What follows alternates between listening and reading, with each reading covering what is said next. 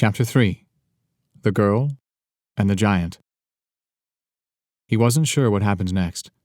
All he could remember were brief flashes of images, scents, and sounds. He'd wake to see glimmers of light, and then blink and find himself in a shadowy world of darkness. Flames from torches once, and then a sickening blow to the head that caused the world to heave and spin. He smelled horse sweat and the stink of unwashed bodies, felt something on his wrists keeping his hands from moving, a pounding in his head, a sickly sweet scent in the air, and salty, metallic stickiness on his lips. He opened his eyes and found himself in a strange new world. It was a forest clearing, of that he was certain, though he'd only seen pictures such as this in books and dreams. He was laying on grass. He couldn't see the color of it, but he could feel it. Could feel the dirt at its base, could smell it. What a smell! He heard water flowing past him, somewhere to his right, and saw a deep ravine cut roughly into the ground, at the bottom of which must be flowing water. A river. He tried to turn his head, to see more of what was around him, more of this impossible world, but a bony hand reached down and forced him to look the other way, not letting him move. Fear seized the prince. True terror for perhaps the first time in his life. The hand was rough, with nails that were filed to look like claws and that dug painfully into the side of his head. The other hand reached down and roughly pulled at the front of his robes. There was a prick of something being stuck rudely into his skin, and he let out a gasp of pain as fire flooded his veins. It cleared his mind momentarily, and he looked up. The clawed hand was gone, and a group of men were moving away, disappearing into the distance on horses. There was one man left, watching the prince with amusement. The prince, not knowing what to do, started to crawl toward the man, pulling himself forward with jerky, half-formed motions. He tried to speak, but a choking, gasping sound was the only thing that managed to escape his throat. The man laughed. He stood up, came toward the prince, drew back a heavy, booted foot, and smashed it into his chest. The prince cried out in pain as ribs broke. The boot pulled back once more, swung forward, and again, red-hot daggers of pain pierced his body, shooting up and down his limbs in time with the poison quickly killing him. Killing him. He was going to die. Darkness closed in as his vision narrowed. The boot swung once more, the man still laughing.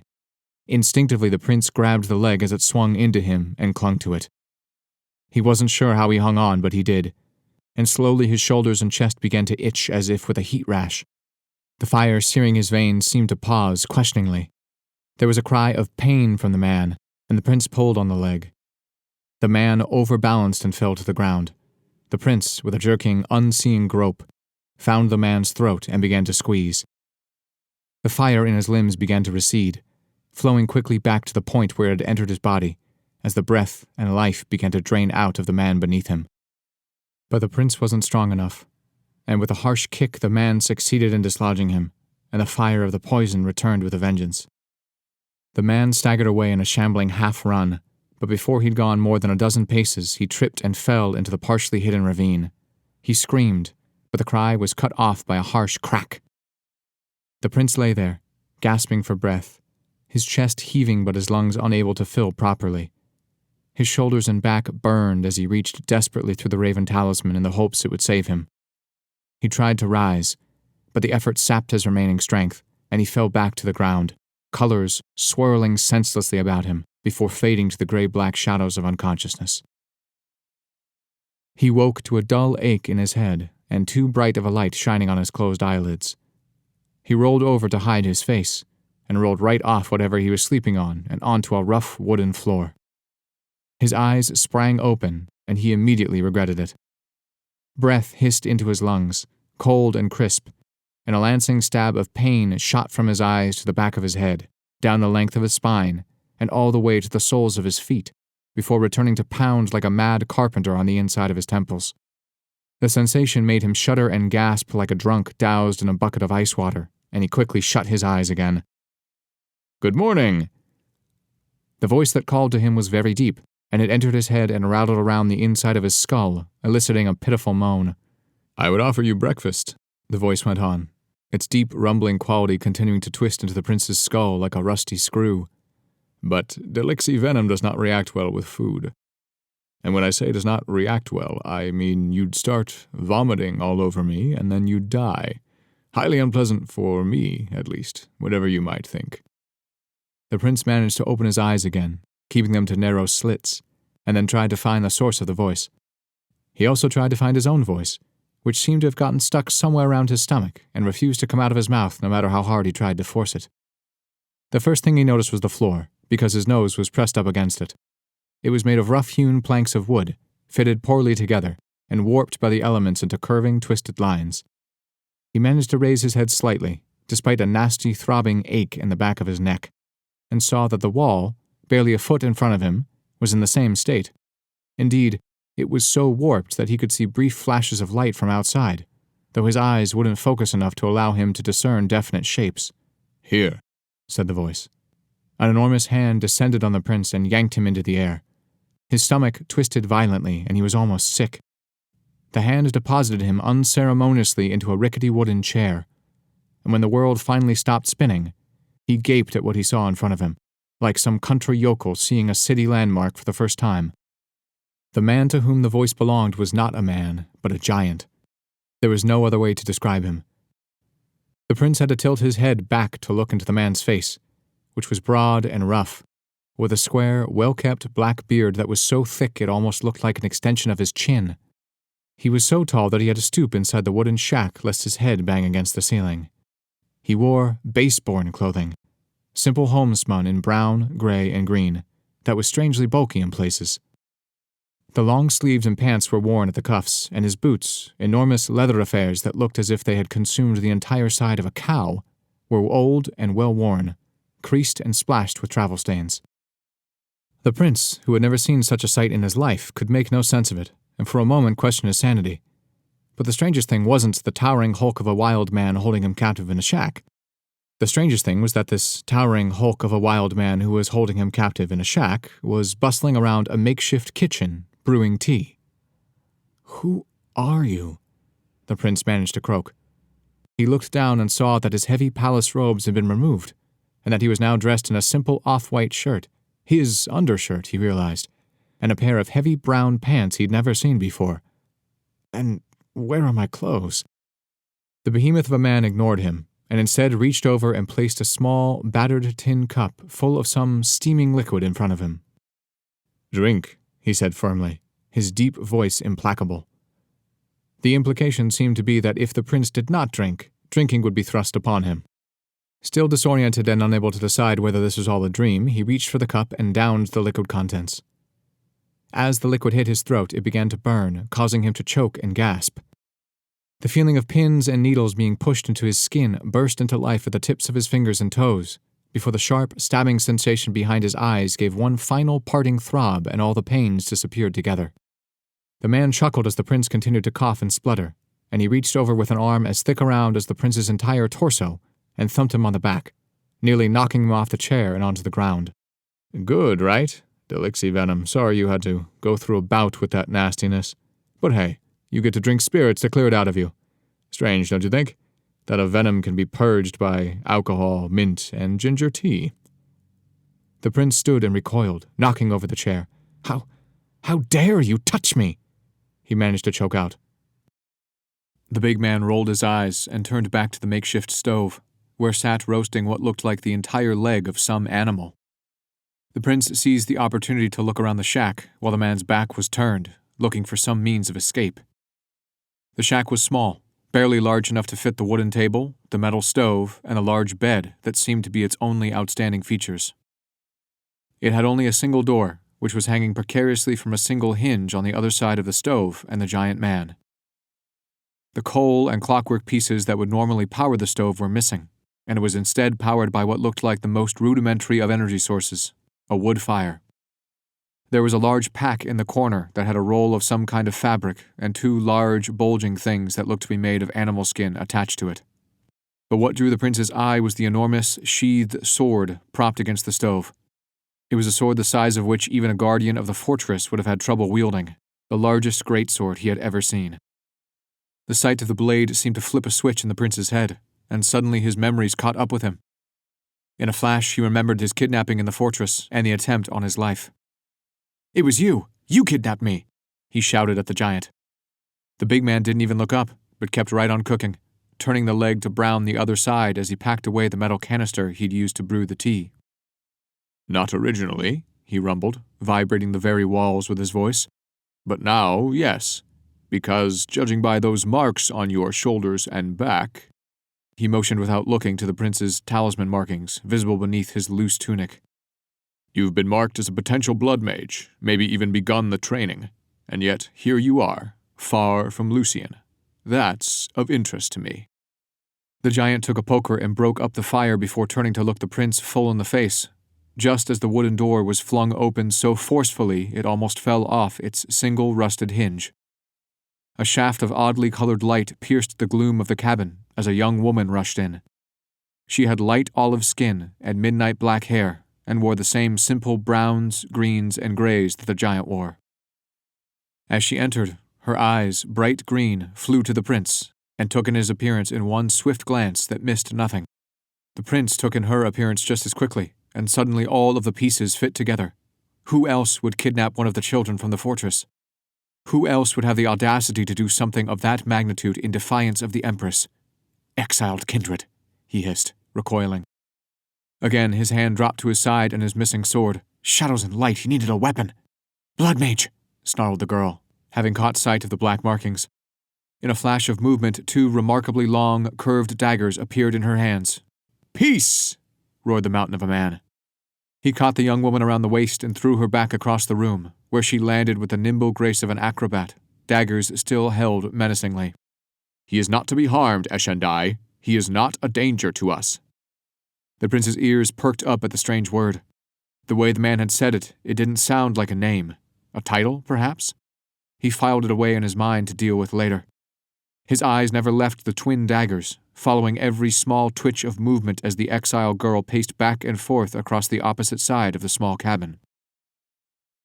The blades themselves were beautifully smithed, over a foot long and 3 fingers wide. From the way they gleamed in the light and the casual tension with which the girl held them, the prince had a sneaking suspicion they were well forged and well used. Out of his peripheral vision, he saw a glimmer of light flash through a crack in the wall of the wooden shack, and another piece of the puzzle clicked into place as he realized that the light streaming through the door couldn't be artificial. The color was off, and the angle was wrong. It was coming from the sky. "How far away from the fortress am I?" It didn't matter. He would have time to wonder about his whereabouts after he'd freed himself. The girl was between him and the door. He had to get past her and out. He feinted left, then rolled under the table. The girl lunged forward, then jumped back and got tangled with the giant. The prince emerged on the other side of the table and heard a sharp whisk sound, felt the air from one of the girl's daggers ruffle his hair. He dashed forward. The door was there.